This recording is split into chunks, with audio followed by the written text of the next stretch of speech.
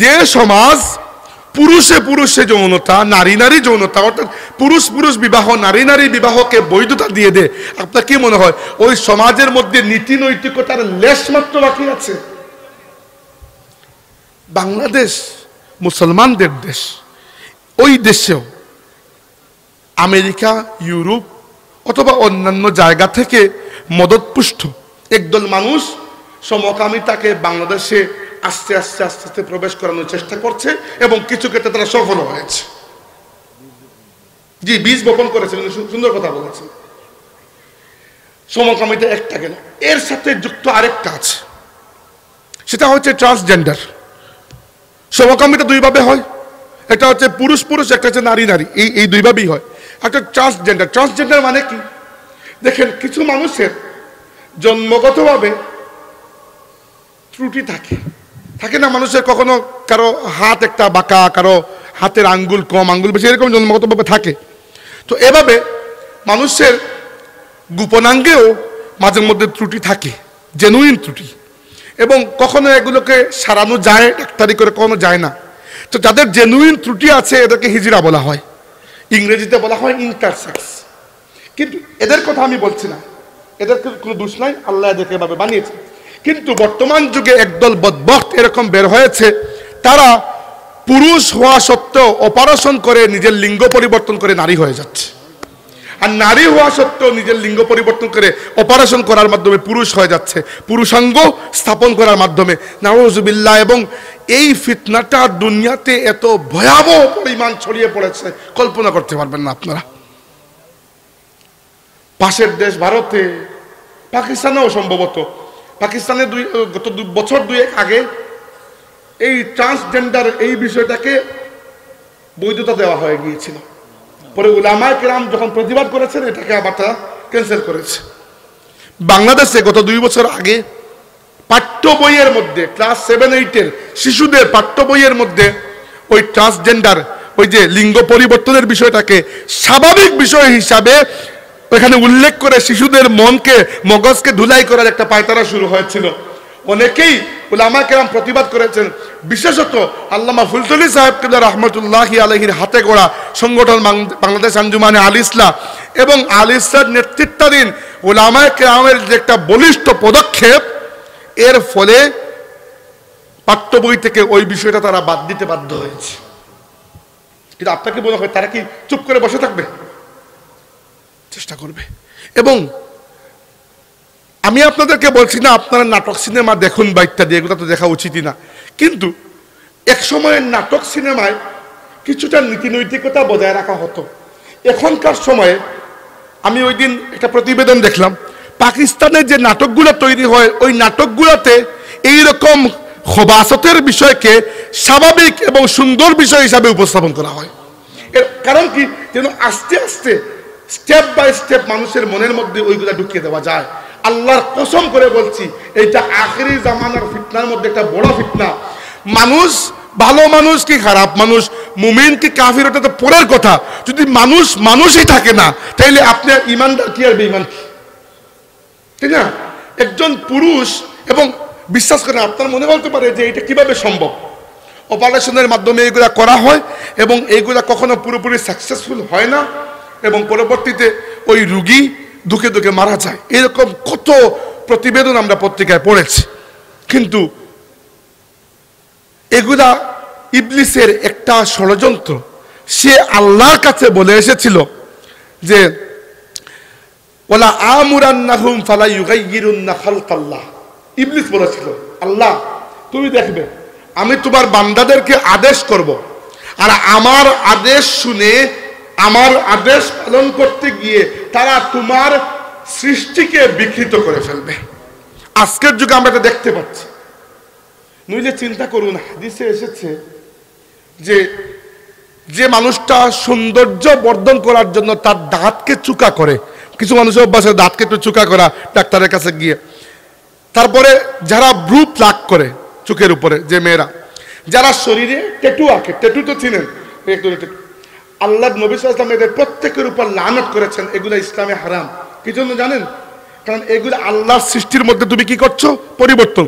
আচ্ছা বলেন, সাধারণ ব্লু ব্ল্যাক করা যদি হারাম হয়, এটা তো কত ছোট বিষয়। তাইলে নিজের লিঙ্গ পরিবর্তন করে পুরুষ থেকে নারী আর নারী থেকে পুরুষ হয়ে যাওয়া কত বড় জঘন্য অপরাধ, আপনারা চিন্তা করতে পারছেন? এই হচ্ছে আখিরি জামানার একটা ফিতনা। এবার আপনি চিন্তা করুন, আল্লাহর নবী যে বলেছেন কাকিস্তাইল মুসলিম, অন্ধকার রাতের মতো ফিতনা আমার উম্মতকে ছেয়ে ফেলবে। এবার চিন্তা করছেন কত বড় লেভেলের ফিতনা আমাদের সামনে। এই একটা সমকামিতা বললাম, ট্রান্সজেন্ডার বললাম, এরপরে আসেন আরেকটা, সেটা হচ্ছে একদিক থেকে মাশাআল্লাহ এই উম্মতের সংখ্যা বাড়ছে, এটা খুশির কথা। আল্লাহর নবী সাল্লাল্লাহু আলাইহি ওয়াসাল্লাম যখন দুনিয়া থেকে বিদায় নিয়েছিলেন তখন উম্মতের সংখ্যা ছিল মাত্র 1.25 লক্ষ, 1,24,25,000, ম্যাক্সিমাম 30,000। আর আজকে পৃথিবীতে 800 কোটি মানুষের মধ্যে 190 কোটির উপরে মানুষ মুসলমান। তো কোয়ান্টিটি ঠিক আছে, সমস্যা কোয়ালিটিতে। অর্থাৎ কোয়ান্টিটি যেটুকু 190 কোটি তো মুসলমান, কিন্তু এই 190 কোটি উম্মতের অবস্থা কি হয়েছে একবার দেখুন। আমরা আল্লাহর নবী সাল্লাল্লাহু আলাইহি ওয়াসাল্লাম বললেন, হাদিসে এসেছে, ইউশিকুল উমামু আন তাদাআ আলাইকুম কামা তাদাআল আকালাতু ইলা কাসাতিহা। একদিন আসবে হে আমার উম্মত, যখন দুনিয়ার প্রত্যেকটা জাতি একে অন্যকে দাওয়াত করবে তোমাদের উপর হামলে পড়ার জন্য, যেভাবে খাবারের থালা সাজিয়ে মেহমানকে ডাকা হয় খাবারে হামলে পড়ার জন্য। আজকের যুগে দেখেন পৃথিবীতে মুসলিম সংখ্যাগরিষ্ঠ রাষ্ট্র কয়টা? 56 বা 57টা মনে হয়, তাই না? এটা সংগঠনও আছে ওআইসি, বসে বসে খালি পেঁয়াজি খায়। তো এই যে এতগুলা রাষ্ট্র, এত রাষ্ট্রের এত বিপুল সেনাবাহিনী, আমরা কি ফিলিস্তিনের মুসলমানদেরকে ইসরায়েলের বর্বর নিপীড়ন থেকে রক্ষা করতে পেরেছি? এটাও ফিতনা। অথচ সাহাবায়ে কেরামের মেন্টালিটি একবার চিন্তা করে দেখুন। আল্লাহর নবী প্রায় 1500 সাহাবী নিয়ে গিয়েছেন 6ষ্ঠ হিজরিতে উমরা করবেন। এর আগে তিনি গত 6 বছরে মক্কা শরীফে যান নাই। ওই যে হিজরত করার সময় বেরিয়ে এসেছিলেন, 6 বছর থেকে মক্কা শরীফে যাননি। 6ষ্ঠ হিজরিতে স্বপ্নে দেখলেন যে মক্কা শরীফে যাচ্ছেন। 1500 সাহাবী সঙ্গে, ইয়া রাসূলুল্লাহ আমরা উমরা করব। মুনাফিকরা আবার চিন্তা করতেছে যে মক্কাবাসীর সাথে অলরেডি আপনারা 3টা যুদ্ধ করে ফেলেছেন, বদর, উহুদ, খন্দক, এখন আবার যাচ্ছেন সাপের মুখে, এরা তো ছাড়বে না আপনাদেরকে। কিন্তু আল্লাহর নবী সাল্লাল্লাহু আলাইহি ওয়াসাল্লাম রওনা দিলেন এবং মক্কা শরীফ থেকে মাত্র কয়েক কিলোমিটার দূরে হুদাইবিয়া নামক একটা এলাকা, ওইখানে আসার পরে মক্কার কাফিররা আল্লাহর নবী সাল্লাল্লাহু আলাইহি ওয়াসাল্লামের কাফেলাকে আটকে দিল। এবং আটকে দেওয়ার পরে আল্লাহর নবী সাল্লাল্লাহু আলাইহি ওয়াসাল্লাম মক্কার মানুষের সাথে, মক্কার নেতৃবৃন্দের সাথে নেগোসিয়েশন করার জন্য, কথাবার্তা বলে বোঝানোর জন্য উসমান রাদিয়াল্লাহু আনহুকে মক্কায় প্রেরণ করলেন যে তুমি যাও, গিয়ে তাদেরকে বুঝিয়ে বলো আমরা যুদ্ধ করতে আসি তাই উমরা করতে এসেছি, আমাদের পরনে ইহরাম, সাথে কুরবানির পশু, আমরা উমরা করে কুরবানি করে 2-3 দিন থেকে চলে যাব। মক্কার মানুষ কি করলো? তারা উসমান রাদিয়াল্লাহু আনহুকে নজরবন্দি করে ফেললো। অর্থাৎ গ্রেফতার করে নাই, জেলে ঢুকায় নাই, কিন্তু আবার আসতেও দিচ্ছে না, এক জায়গায় বসিয়ে রেখে দিয়েছে যে যাইতে পারবে না। আর একটা খবর উড়ে গেল যে মক্কাবাসী উসমানকে হত্যা করে ফেলেছে। এটা তো ভুল খবর, কিন্তু ভুল খবর তো উড়ে, যত ভুল খবর তত উড়ে জলদি, খবর উড়ে গেল।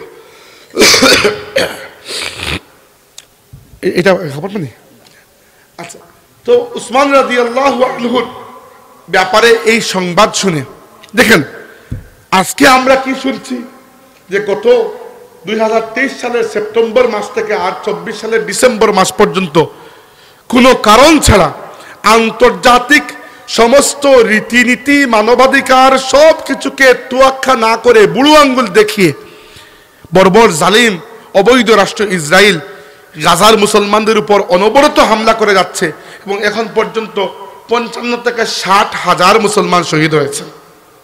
কেউ তো কিছু তো করছেন, তাই না? মুসলমানরাও তো হাত বাড়াচ্ছে না।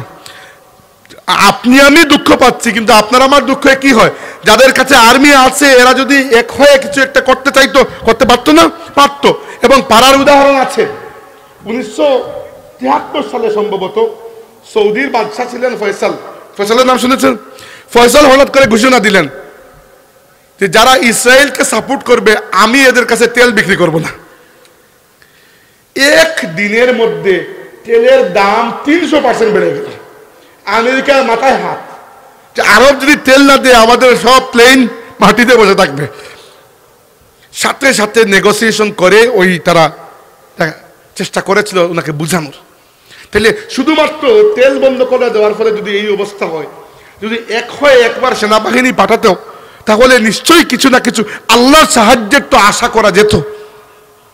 আচ্ছা, এবার যদি বলতে যাচ্ছিলাম, আমরা এত শক্তিশালী মুসলিম রাষ্ট্রগুলো এত সম্পত্তি এবং এত বড় স্ট্যান্ডিং আর্মি নিয়ে বসে আছে নিজের মুসলিম ভাইয়ের জন্য, কিছু করার কোনো তাড়া নাই।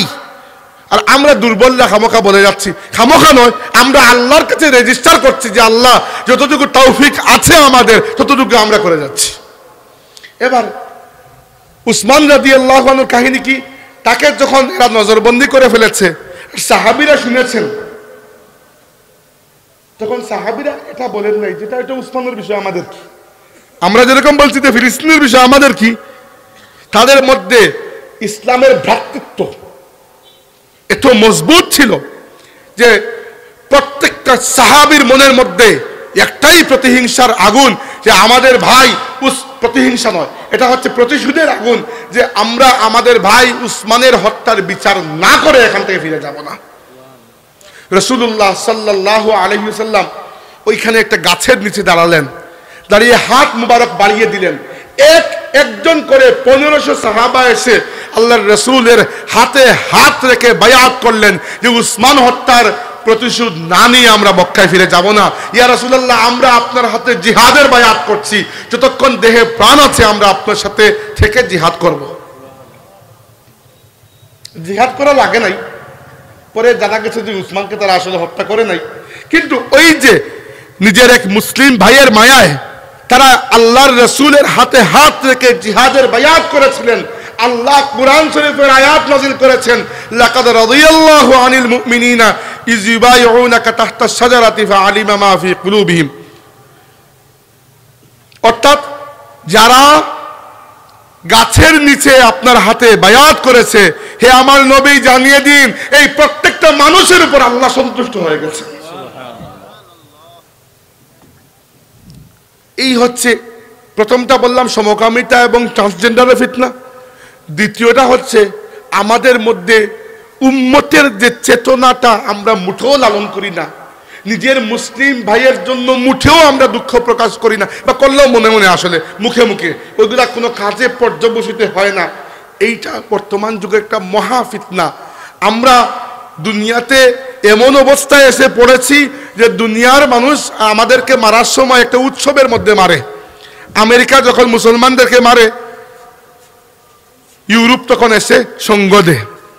ইসরায়েল যখন মুসলমানদেরকে মারে তখন আমেরিকা এসে সঙ্গ দেয়। আমাদের পাশের দেশ ভারতেও তো হিন্দুত্ববাদী সরকার, বিজেপি, নরেন্দ্র মোদীর তো নাম শুনেছেন, গুজরাটের কসাই। যে গুজরাটের কসাই এবং তার সাঙ্গপাঙ্গরাও তাল দেয়, ইসরায়েলের সাথে সমর্থন যোগায় তারা।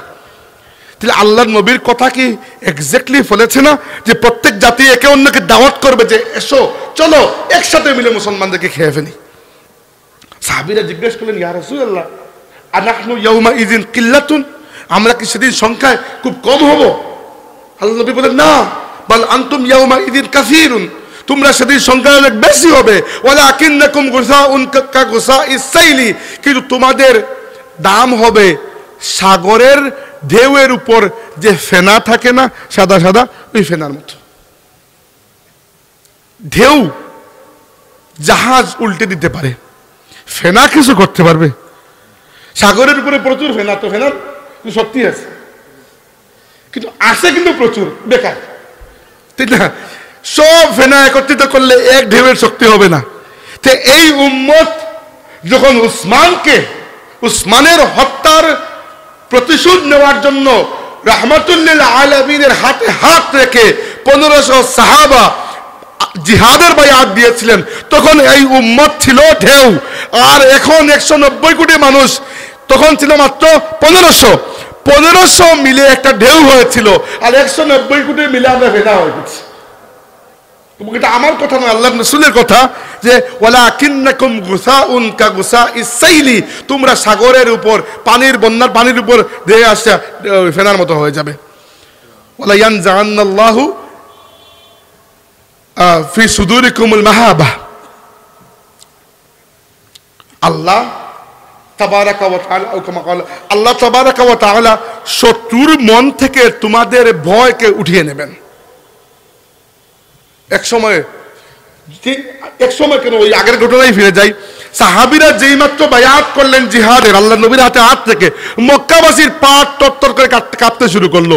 মক্কাবাসী একজনের পর আরেকজন মানুষ পাঠায়, গিয়ে নবীকে বলো আমরা উসমানকে মারি নাই, আল্লাহর রাস্তায় মক্কায় জন্য হামলা না করেন, উসমানকে আমরা রেখে দিয়েছি, ছেড়ে দেব। তারা মানুষ পাঠিয়েছে, অনেক নেগোসিয়েশনের পরে ঠিক হয়েছে যে এবার তারা উমরা করবেন না, পরের বছর করবেন। ওই কাহিনীতে যাচ্ছি না। উদ্দেশ্য কি? একজন উসমান রাদিয়াল্লাহু আনহুকে এরা বন্দী করেছিল, আর আল্লাহর নবীর সাথে 1500 জন সাহাবী ছিলেন। পুরো 1500 সাহাবী নিজের প্রাণ দিতে রাজি হয়ে গেছেন। এটাকে কি বলে? এটাকে বলে ভ্রাতৃত্ব।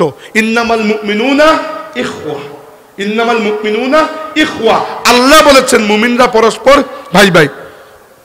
আর আজকে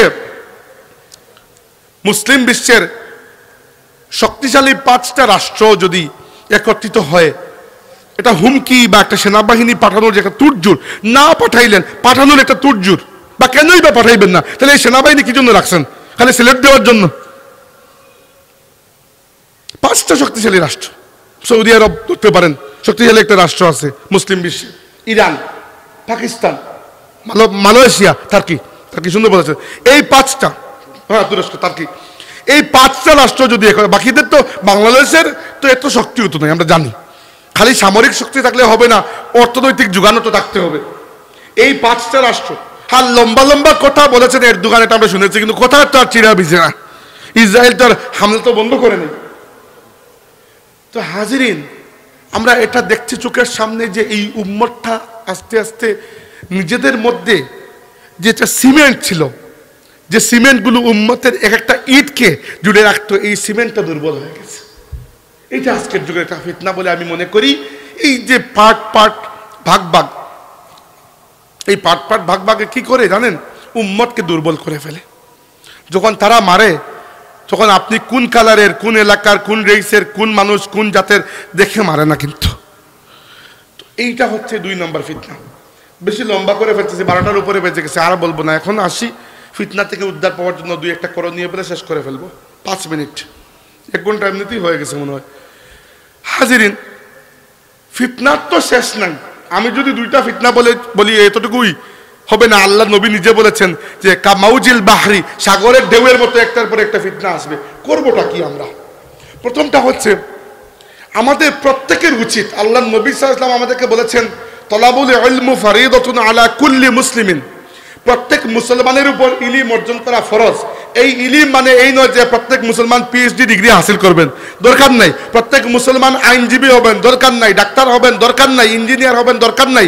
এগুলা কিছু কিছু মানুষ হলে চলবে, কেউ না হলে আবার সমস্যা, কেউ হতে হবে ডাক্তার। কিন্তু প্রত্যেক মানুষকে তার দ্বীনকে জানতে পারে এইরকম বেসিক ইলম অর্জনের দরকার আছে কিনা?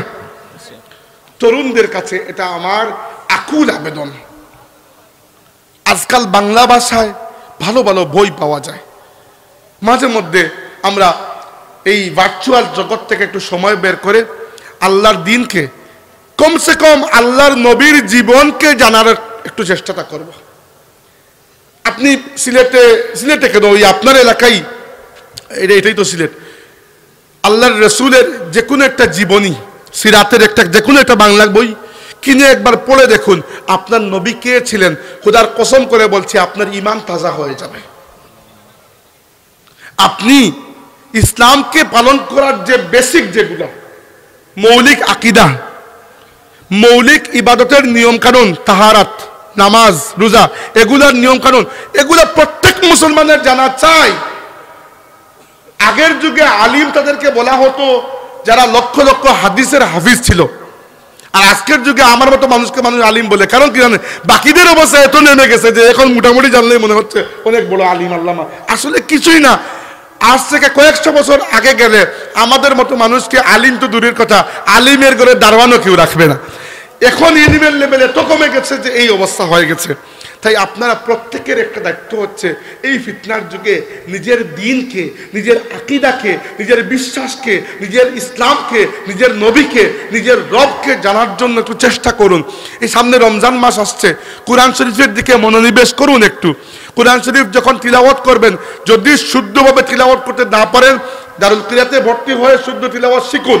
আর যখন শিখবেন কোরআন শরীফের খেদমতে নিয়োজিত হন, এবং পরবর্তীতে যখন আপনি কারি হয়ে যাবেন, এরপরে যখন তিলাওয়াত করবেন চেষ্টা করবেন সাথে একটু ব্যাখ্যা অর্থটাও পড়তে, তাহলে বুঝতে পারবেন আল্লাহ আপনাকে কি মেসেজ দিচ্ছেন। আর 2 নম্বর পরের 1 নম্বর হচ্ছে আপনার দ্বীনকে জানুন, আর 2 নম্বর হচ্ছে আপনারা যারা তরুণ বিয়ে শাদী করেছেন, সন্তান আল্লাহ দিয়েছেন, অথবা যারা এখনো বিয়ে করেন নাই, বয়স হয়েছে করবেন, আপনারা এখন থেকে নিয়ত করুন যে আপনারা ভালো বাবা মা কিভাবে হতে পারবেন। এটার একটা নিয়ত করুন, আল্লাহর কাছে দোয়া করুন, এগুলা জরুরি। ভালো বাবা মা মানে কি সন্তানকে আপনি কয়েক লাখ লাখ টাকার, কোটি কোটি টাকার উপহার কিনে দেবেন, এটা না। তরবিয়ত আপনাকে দিতে হবে, তরবিয়ত আপনাকে দিতে হবে। স্কুল মাদ্রাসায় পাঠিয়েই আপনি খালাস হয়ে গেলেন, এরকম হবে না। আপনার সন্তানকে ঘুম পালানোর সময় যদি গল্প করতে হয়, সেই গল্প ঠাকুরমার ঝুলি থেকে করবেন না, সেই গল্প খালিদ ইবনে ওয়ালিদের গল্প করবেন, সুলতান সালাহুদ্দিন আইয়ুবের গল্প করবেন, শাহজালাল ইয়ামনির গল্প করবেন, হযরত ফুলতুলি সাহেবের গল্প করবেন। জানাবেন তাদেরকে যে একজন মানুষ কত বড় হতে পারে, কিভাবে দুনিয়াকে পরিবর্তন করতে পারে, সমাজ এবং রাষ্ট্রকে কিভাবে একজন মানুষ প্রভাবিত করতে পারে। আর আজকে মোবাইলের যুগ, আমরা সবাই টেকনোলজির মধ্যে একেবারে মাথা ঢুকিয়ে দিয়েছি। আপনাদের একার দোষ না, আমারও সেম অবস্থা। কিন্তু শিশুদেরকে মোবাইল দেওয়ার ক্ষেত্রে একটু সতর্ক হবেন, চেষ্টা করবেন একেবারে কম বয়সে না দিতে। আর যদি এমন অবস্থা হয় যে না দিলে ভাতই গেলে না, তাইলে দেওয়ার সময় অন্ততপক্ষে দেখে দেবেন যে সে কি দেখছে, এটা অন্ততপক্ষে মনিটর করবেন। তাইলে কম বয়সে তাদের মনের মধ্যে ফিতনাগুলো আসর করবে না। একটা বয়স হওয়ার পরে যখন দুনিয়ার সাথে তাদের এনকাউন্টার হবে, তখন তাদের নিজের বুঝটাও মোটামুটি তৈরি হয়ে যাবে। আপনার দিনকে জানুন এবং ভালো প্যারেন্ট হওয়ার, ভালো বাবা মা হওয়ার দোয়া করুন, আল্লাহর কাছে একটা পরিকল্পনা করুন। আল্লাহ পাক আমাদেরকে যেন আখিরি জামানার तमाम ফিতনা থেকে রক্ষা করেন। আমরা বলি আমিন। আকুলু মা তাসমাউন ওয়া আস্তাগফিরুল্লাহ লি ওয়া লাকুম ওয়া লিসাইরিল মুসলিমিনা ওয়া তুবু ইলাইহি ফাস্তাগফিরুহু ইন্নাহু তাআলা হুয়াল গফুরুর রহিম। ভাই এটা আপনার বাদে ফলাইবা, আমার 12টা বাজে, আমি এখন খুব ক্লান্ত, আমি কইব না মিলাদ আপনার বাদে ফলাই দোয়া করে, আমি সংক্ষিপ্ত দোয়া করে দেখি। আপনারা কত আলিমরা মাছ পরে আখরি মিলাদ লম্বা করে করাইবা, সমস্যা না। না না মিলাদ ফলক কা, বাট আমি যাওয়ার বাদে পড়াইবা না, আমি এখন অত সময় পসিবল হচ্ছে না। দুরূদ শরীফ পড়েন সাল্লাল্লাহু আলা সাইয়্যিদিনা ওয়া মাওলানা মুহাম্মদ ওয়া আলা আলিহি ওয়া আসহাবিহি ওয়া সাল্লাম। সাল্লাল্লাহু আলা ওয়া আলা আলিহি ওয়া আসহাবিহি ওয়া সাল্লাম। আল্লাহুম্মা আমিন। আলহামদুলিল্লাহি রাব্বিল আলামিন والصلاة والسلام على سيد المرسلين وعلى آله وأصحابه وبارك وسلم। আল্লাহ আমরা মাফ করে দাও, আমরা জিন্দা মুর্দা মা বাবারা তুমি মাফ করে দাও মৌলা। আল্লাহ আখিরি জামানার এই ফিতনা থেকে আমরা ঘর পরিবার রে আল্লাহ পরবর্তী প্রজন্মরে বাঁচাইয়া রাখো মৌলা। আল্লাহ এই সকল ফিতনার মাঝে আমরার ইমান রে রক্ষা করার তৌফিক দান করো মৌলা।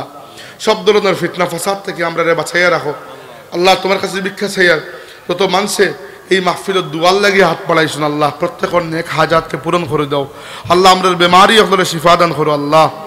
আল্লাহ এই যুবক হলে তোমার দিনের দিকে হিদায়ত দান করো আল্লাহ। আল্লাহ আমরা প্রবাসী হল জিন্দগির রোশন করে দাও আল্লাহ। আমরা প্রবাসী হল এক একজনের উপরে এক একটা পরিবারের দায়িত্ব মৌলা।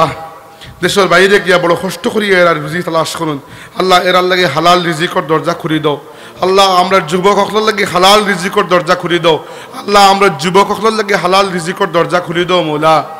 রব্বে করিম যেন যে অবস্থায় যারে রাখো ইমান ও আফিয়তের সাথে রাখিও।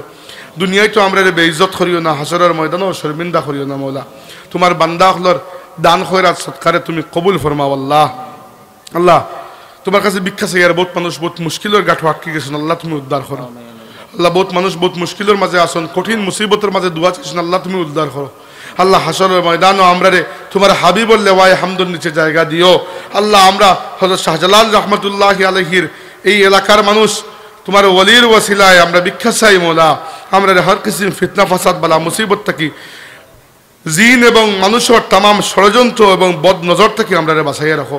আল্লাহুম্মা ইন্না নাউযু বিকা মিন জাহদিল বালা ওয়া দারকিশ শাকা ওয়া সুইল কাদা ওয়া শামাতাতিল আদা বিফদলি সুবহান রাব্বিকা রাব্বিল ইজ্জাতি আম্মা ইয়াসিফুন ওয়া সালামুন আলাল মুরসালিন ওয়া আলহামদুলিল্লাহি রাব্বিল আলামিন।